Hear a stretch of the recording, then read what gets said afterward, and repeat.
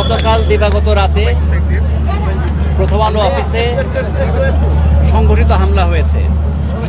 যখন আমাদের সংবাদকর্মীরা রাত্রেবেলা পত্রিকা করার জন্য কাজ করছিল, যখন তারা অনলাইনের জন্য কাজ করছিলেন, সেই সময়টা এই সন্ত্রাসী হামলার ঘটনা ঘটে।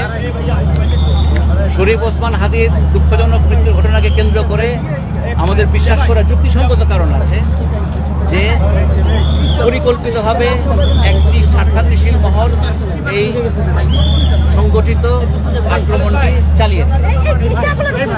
আমাদের সাংবাদিকেরা জীবনের ঝুঁকিতে ছিলেন, প্রচণ্ড নিরাপত্তাহীনতার মধ্যে ছিলেন। তারা বাধ্য হয়ে পত্রিকা প্রকাশ না করে সাংবাদিকতা আমাদের অফিসের কাজ অসমাপ্ত রেখে তারা চলে যান এবং গত 27 বছরে প্রথম আলো প্রতিষ্ঠার পরেই প্রথম আজকে আমাদের পত্রিকা প্রকাশিত হয়নি এবং আমাদের অনলাইনও বন্ধ আছে কাল রাত থেকে। আমরা বলতে চাই যে এটি বাংলাদেশের বাক স্বাধীনতা, ভিন্ন মতের প্রকাশ এবং সংবাদ মাধ্যমের স্বাধীনতার উপরে একটি কঠিন আক্রমণ করা হয়েছে। একই সঙ্গে শুধু প্রথম আলোর উপরে আক্রমণ নয়, একই সঙ্গে আমরা জানি রিলিজের উপর আক্রমণ হয়েছে।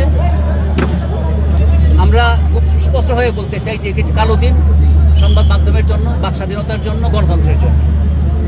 আমাদের বিশ্বাস করার যুক্তিসঙ্গত কারণ আছে যে আগামী নির্বাচনকে পথভ্রষ্ট করার জন্য এবং বাংলাদেশের ভাবমূর্তি, বাংলাদেশ সরকারের ভাবমূর্তি আন্তর্জাতিকভাবে এটাকে নেতিবাচক করে তোলার জন্য, ভাবমূর্তি ক্ষতিগ্রস্ত করার জন্য এই ঘটনাটি ঘটানো হয়েছে। আমরা দাবি জানাই, আমরা এই ঘটনার প্রতিবাদ জানাই এবং দাবি জানাই যে এটা সুষ্ঠু তদন্ত হোক, যারা দোষী ব্যক্তি তাদের খুঁজে বের করা হোক এবং তাদের বাংলাদেশের আইনের আওতায় দৃষ্টান্তমূলক শাস্তি দেওয়া হোক।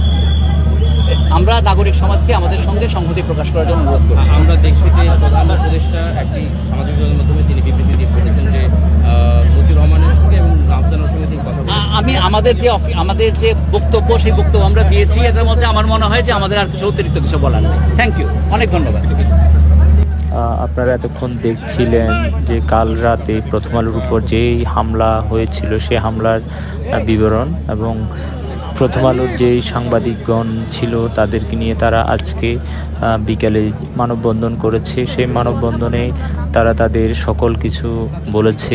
এই ছিল কারণ বাজার থেকে প্রথম আলো অফিসের সামনে থেকে সর্বশেষ।